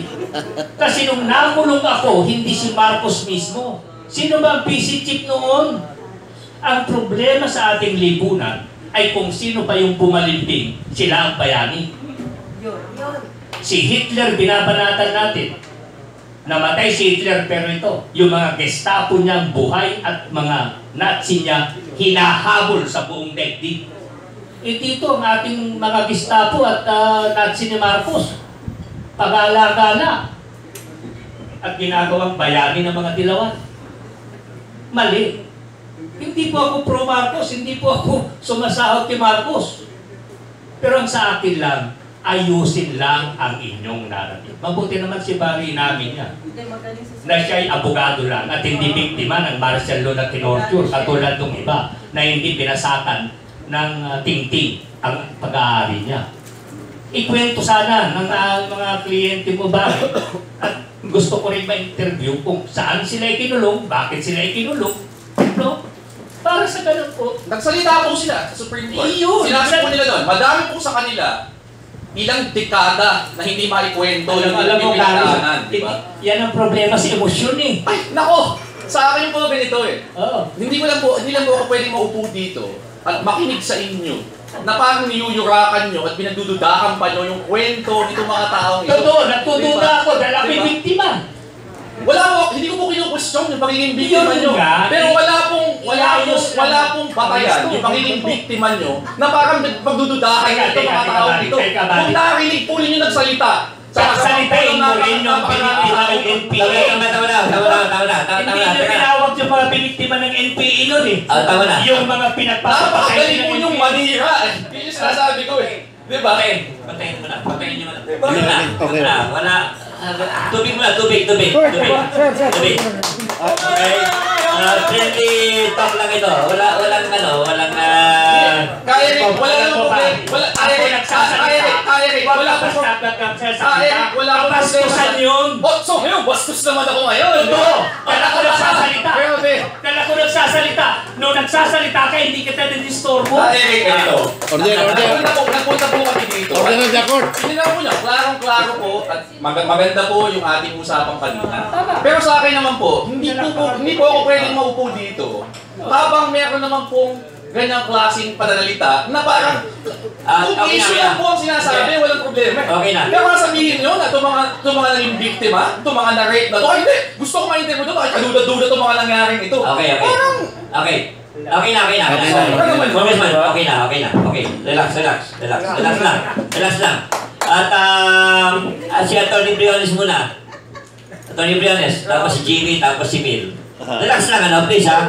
Walang taasan ng boss dito. At walang Usapan. Okay. Sige. Another Yuri Boy. Magre-referee lang ako kay kay Perry at saka kay Barry. Ako po ay si George Briones. UP din po ako. UP. Sigmarawan. Sigmarawan po. Grand Army po ako. As a referee. Kaya naman taga-UP ito eh. Alam mo naman Eric, hindi ako nagsasalita sa forum ko. Nakikinig lang ako. So, ito bilang referee. At ito naman, advice lang doon sa nakikinig. Dahil si Perry at saka si Barry, meron na silang sariling paniniwala. 37 years na rin ako na abogado. No? At kami, pag nagsasampa kami ng kaso, ito as a lawyer lang, no? As a lawyer, kasi yan ang tanong mo, kaibigan. Ang unang-unang tanong, ano bang batas ang nilabag ng defendant? Kasi itong kasong final ni Barry sa Supreme Court, ang defendant dito si Digong eh. So anong batas ang nilabag ni Digong? Sa hinahaba ng istorya na nababasa ko sa dyaryo at media, nagpapasalamat ngayon ako today kay Barry, kaya ako nagsalita, sapagkat inamin niya na wala namang takang batas na ipinagbabawal na ilibing si Wala pong direktang nagsasabi. So, kasi ang tawag namin doon yung cause of action. Pero ito, UP ito. Kasi alam mo mga taga-UP, you could interpret the Constitution. Right boys eh. You could interpret the Constitution. So, aking kabiyak lang sa ating mga nakikinig, itong mga ganitong politika, huwag natin masyado seryoso. Diba? Kasi ang Korte Suprema, mas marami pang, mas mabibigat na kaso na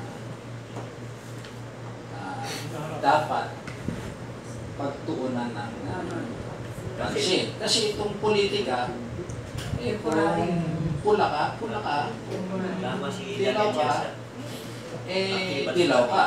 Kasi, kagaya niyan, si Pinoy, pwede siya sanang magpasa ng batas na bawal ilibing si Marcos sa libingan ng bayani. Then it will be very clear to the people now. But in the heat of our advocacies, sometimes pag politics ang pinag-uusapan, nakikita naman natin yun sa Amerika. Sa Amerika, nakikita natin ngayon, kahit nagsasalita yung mga leader, yung mga citizen, hindi nila matanggap.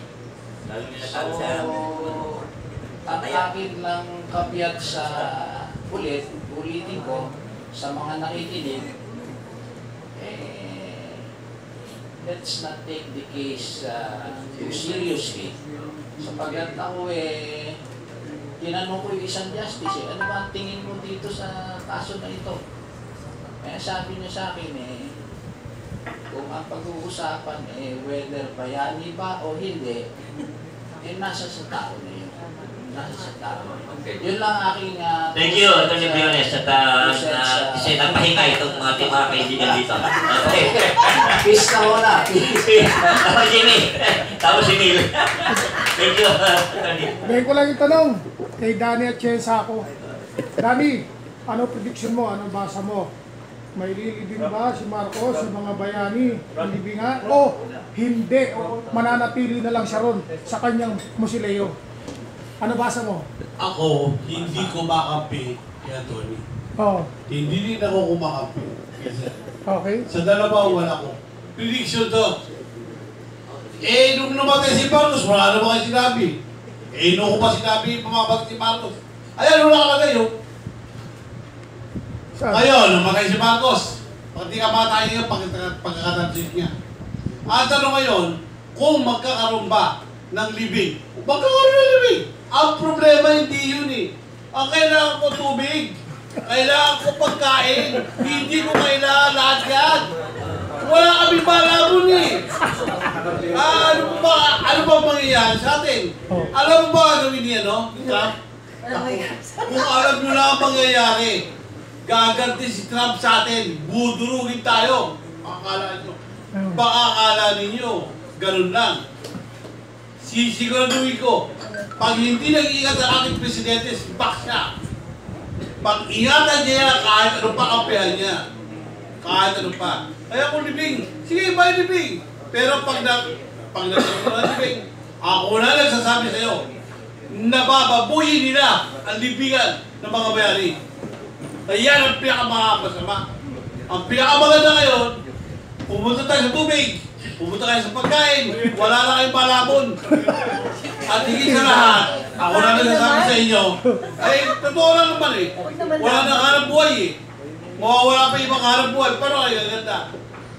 Sabi ni Boss Eric, malapit na ang pagpapalit. Ako na nagsasabi sa inyo, hindi lang malapit na malapit na. May lumalabas sa mga social media, binati niya ni Digong si Trump, minura niya, magkakampi na tayo, parehas pala tayo nagmumura. Ano masasabi mo? Kahit paano mura gawin mo si Trump, walang pakialam. Netizens naman yun Walang pakialam si Trump doon, sapagkat ang iniisip ni Trump ngayon, yayariin tayo.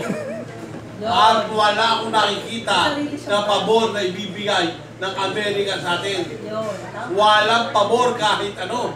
At wala rin pabor ang Egypt para tulungan tayo dahil sila wala rin magagawa sa bayan nila. Kaya itong basa na ito, isang bagay lang prediction ko.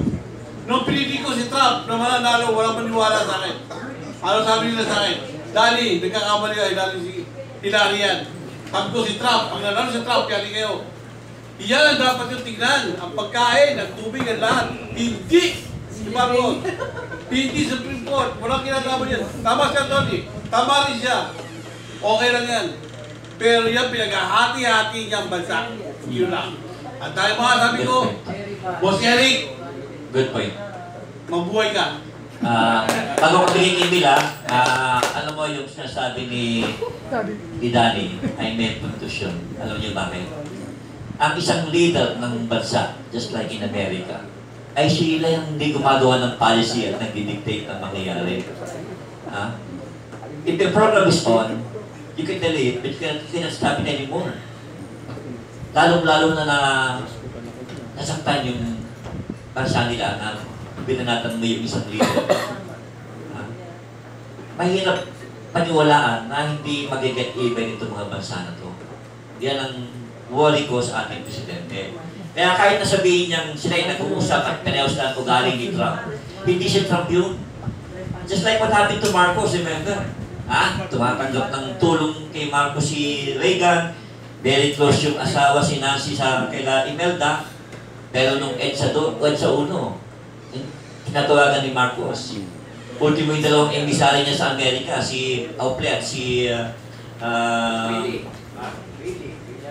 hindi. Kasama lang ni si Caplas. Pero si Caplas Auple saka yung isang Pentagon boy na nandun na sa Amerika, hindi niya na nakausap. So doon makikita na hindi pwedeng baguhin ang policy pagka nakaprograma na.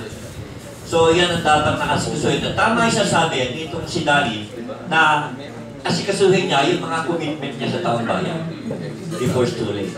Kasi napakatindi ng problema at ako'y nag-worry sa ating presidente na lalo na yung kanyang advocacy ay drugs.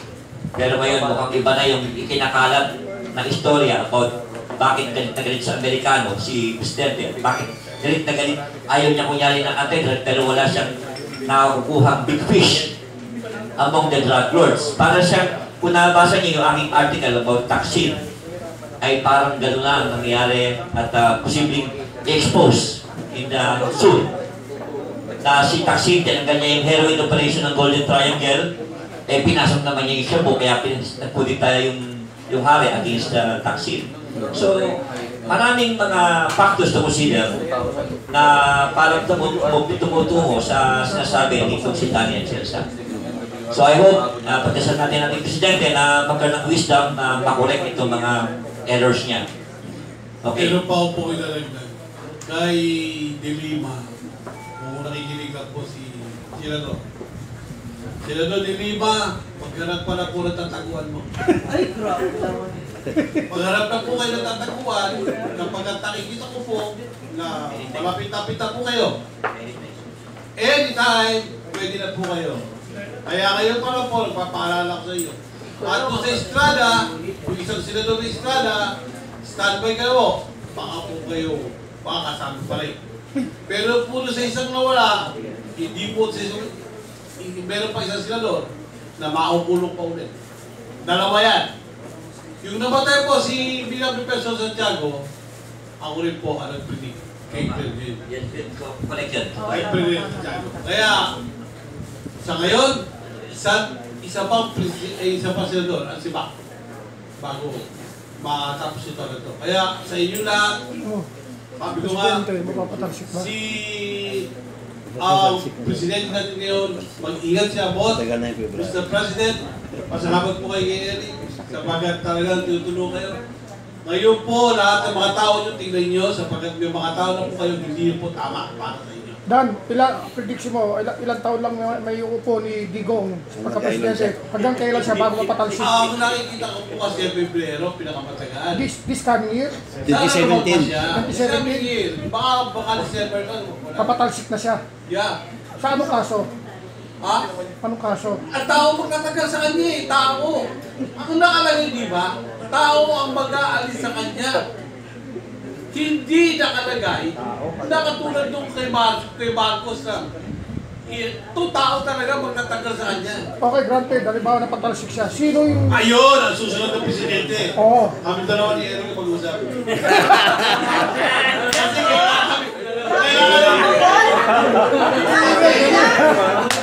Kailangan siya makausap eh.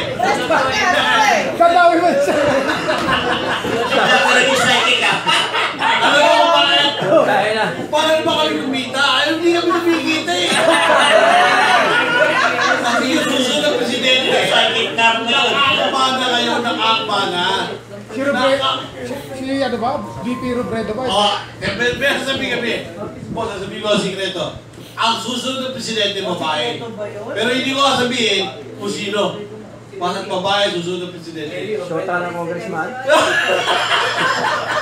Baka sabi ko sa boss, ngayon pinaka-controversial, alam mo kung bakit? Pinaka-controversial ako sapagkat walang naniniwala kay Trump eh. Sabi ko, sisipakin niya si ano.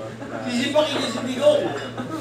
Walang naniniwala eh. Okay, pag nasibak siya, anong mangyayari sa bansa natin? Whether sibak o hindi sibak, ay magaganda ang bansa natin. Kapagkat ang mga demonyo, pakukulong lahat. Pati yung baboy yung sinasabi mo.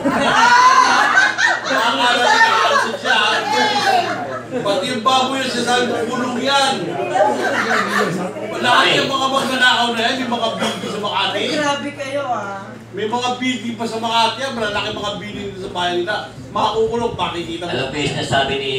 anyway, confirm yan, confirm. Hindi ko na ipapangkitin ko sino yan. Alam ko yung sinasabi niya. Mukhang merong kontakto sa ano. But anyway, thank you, Danny. Galing mo. At Neil, last question. Ako, naunawa ko yung mga emosyon na lumabas eh. Pero doon mismo makikita mo na sa hanay ng mga progresibo, hati na ang pananaw. Merong nasa hanay na gusto nilang manalo sa Korte Suprema, pero hindi na masahanay ng progresibo na naniniwala, natural lang na may parusa kung ikaw ay lumalaban sa isang estado. Ngayon, sayang kasi ako, ang pananaw ko, sayang na muli na naman tayong magtutunggalian tungo sa isang issue, no?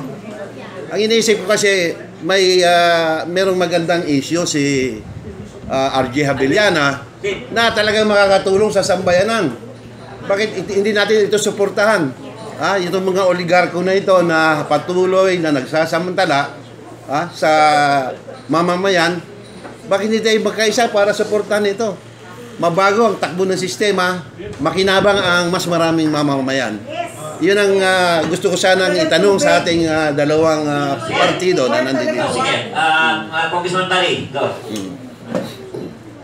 Actually, inukwento ko nga po kay Arnie sa nakaraang mga taon. Nakapagsampal po ako ng 2 kaso na may kinalaman doon sa rate hike. Isa questioning yung 2004 rate hike na inano ng Maynila. Umabot yun actually sa Supreme Court. Ang tagal lang talaga naman. Isa questioning yung exemption na binigay doon sa ating mga water concessionaires. Doon sa limitations on yung return on rate under the Public Utilities Act. Nag-uusap po kami ngayon at sinabi ko naman sa kanya na willing ako na magpatuloy yan. At talaga, nag-agree naman ako. Importanteng issue yan at kailangang tutukan. Gusto ko lang sabihin, ang problema lang kasi sa isang lipunan at hindi lang Pilipinas yan, talagang marami tayong isyong kailangang harapin. Diba?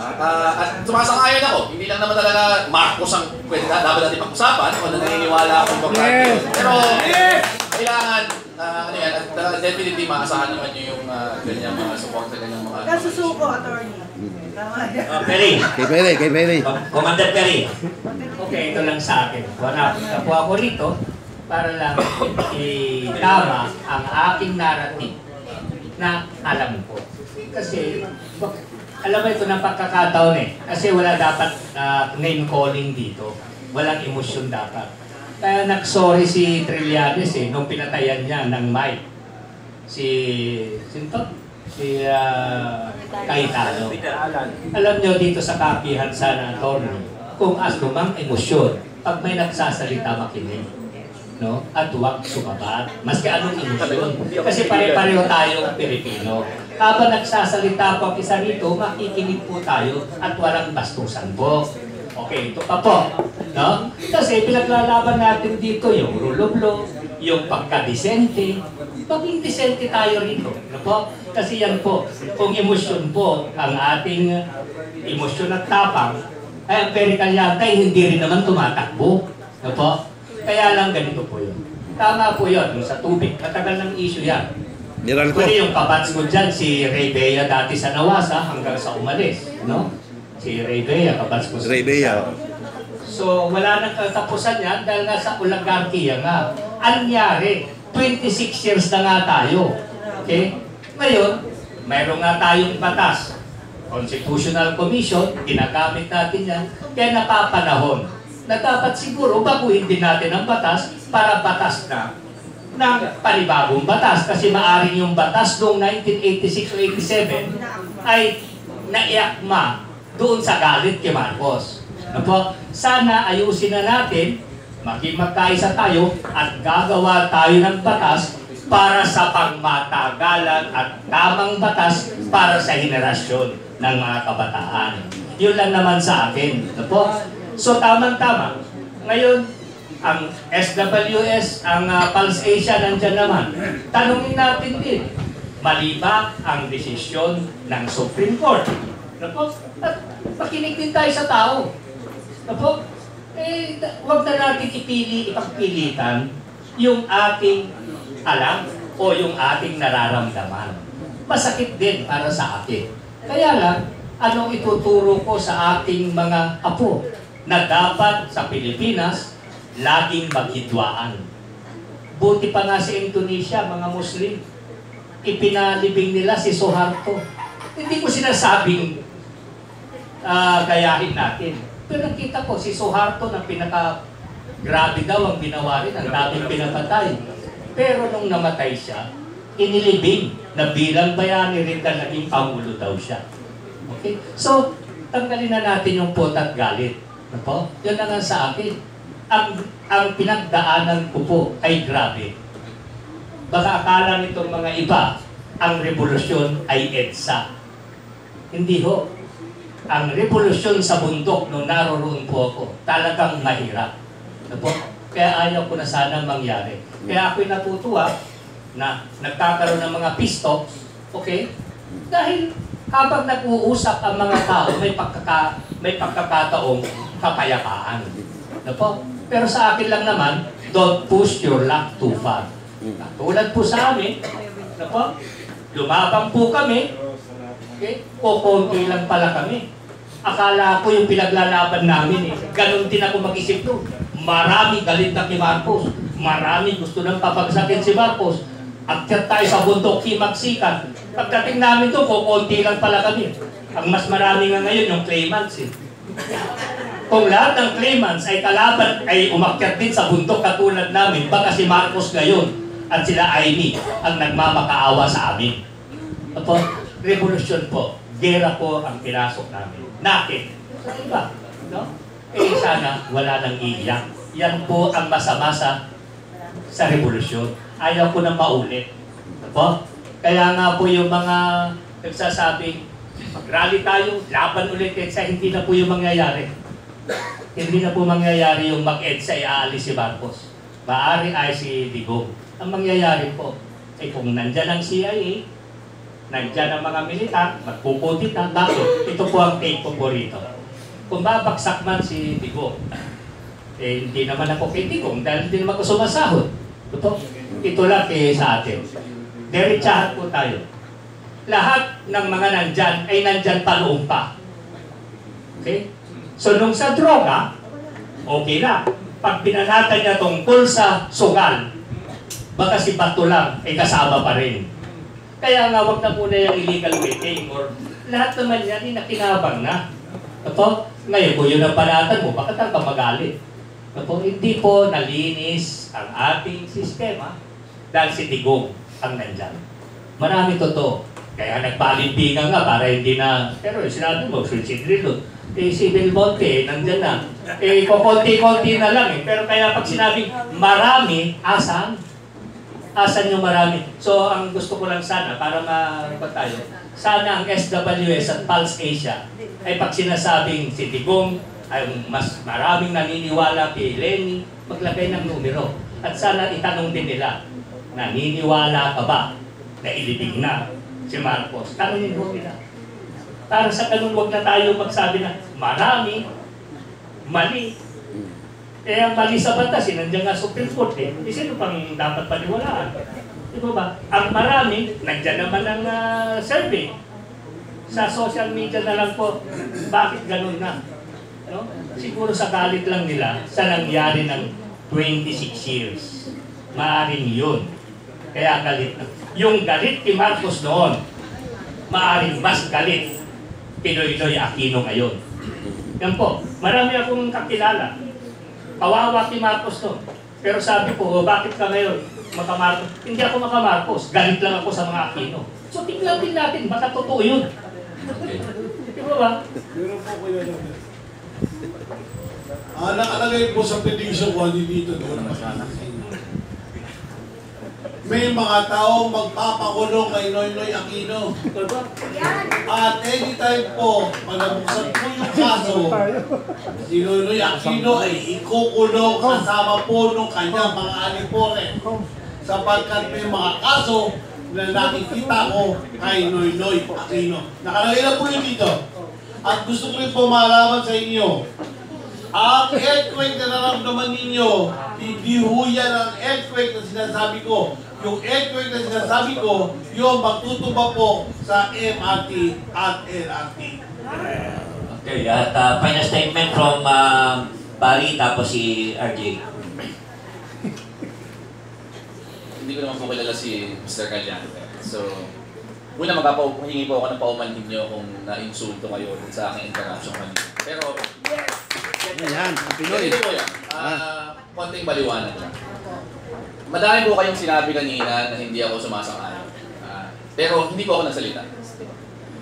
Feeling ko po sa ibang sinabi nyo kanina, parang halos ini-insulto na nyo ako nung kino-question nyo yung aking mga motibo sa pagpasok sa kasong ito, sa pag-raise ng mga question tungkol dun sa desisyon ng Korte Suprema. Hindi po ako nagsalita. Kasi sa pananaw ko po, karapatan naman ng kahit sinong tao na magpahayag ng kanyang opinion. Kung yun po ang inyong pananaw, ginagalang ko yun kahit na hindi ako sumasang-ayon. Pero pansinin lang po nyo, hindi ko lang po talaga napigilan nung umabot na sa punto na hindi na po ako yung ini-insulto nyo. Diba? Kundi parang kino-questionan po ninyo yung integridad ng mga tao na aking kinakatawan po sa Korte Suprema.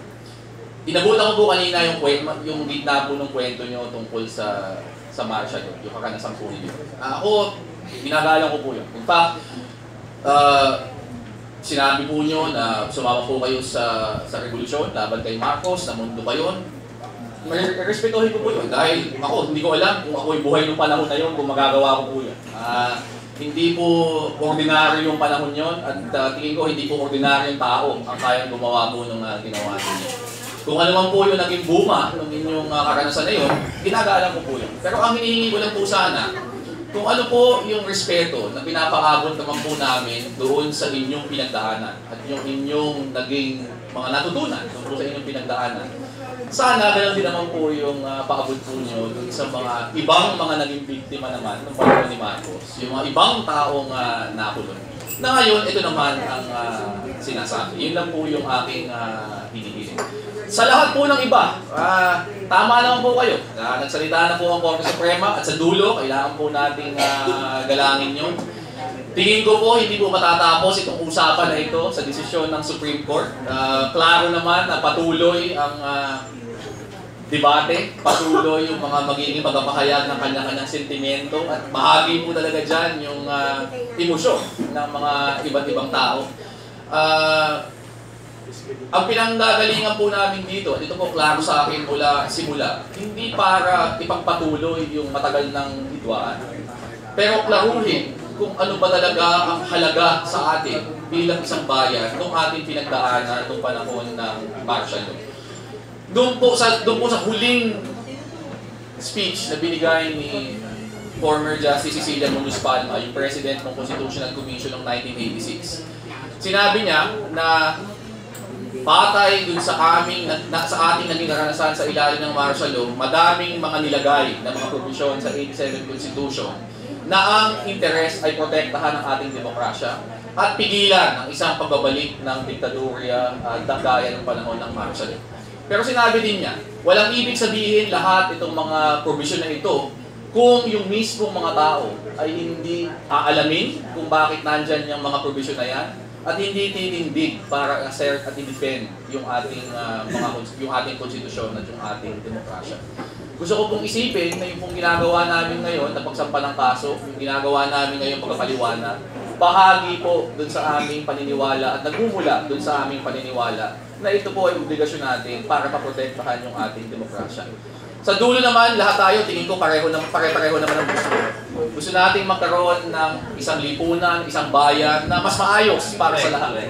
Diba? At gagalangin ko na maaring paano tayo pupunta doon, iba-iba yung ating pananaw.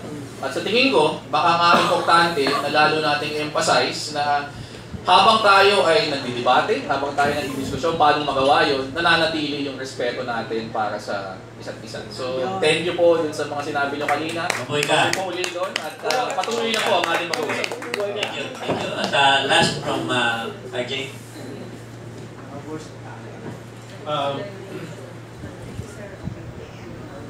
Panahon po ng Marcos, panahon po ng Aquino, panahon po ni Fidel Ramos, panahon ni Estrada, panahon ni Arroyo, panahon ni Duterte, bilyong-bilyong pondo ang mga namuno sa atin. Mukhang yung mga taong ito na nasa likod ng mga politikong ito ay nagpapalit-palit lamang ng kanilang mga damit para yung kanilang pang-ekonomiyang interes ay manatili. At yan po ang nararanasan natin ngayon. Meralco, Maynilad, Manila Water, Esitex, Endex, Telcos, etc. Sino ang mga pamilyang yan na nagdidikta sa kabuhayan ng sambayan ng Pilipino? Ito po ang tunay na problema ng lipunang Pilipino. Dito po tayo magkaisa. Maraming pong salamat at magandang araw sa inyong lahat. Okay, mabuhay ka, Jay. At with that, I'd like to thank our guest, Congressman Barry, Jay, at siyempre ating resident sidekick, Nani, at yung aking friend na si Benny Cayata. At thank you so much for all of us, and see you next week. Malamig talaga sa kinalalagyan. Sorry. Ako? Pinabahan ako sa pakit siya. Ganun po talaga.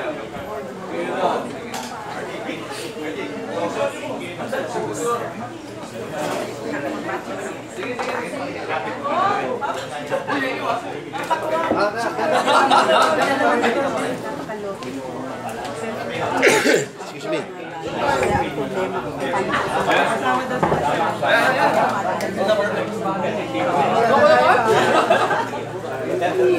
Allah, sulit naman to. Masaya talaga lagi.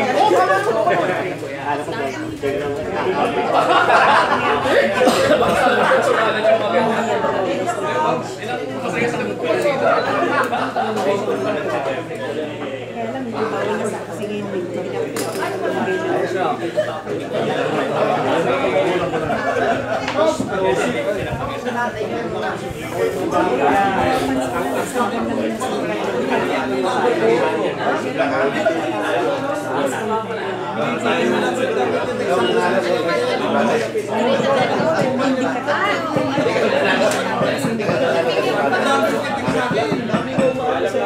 Oh, sige.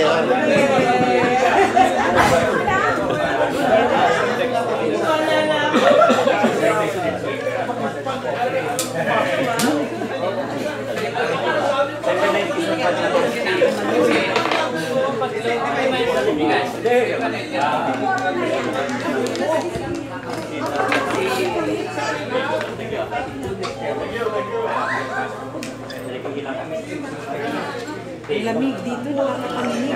Ah. Lamig ng aircon. Ah.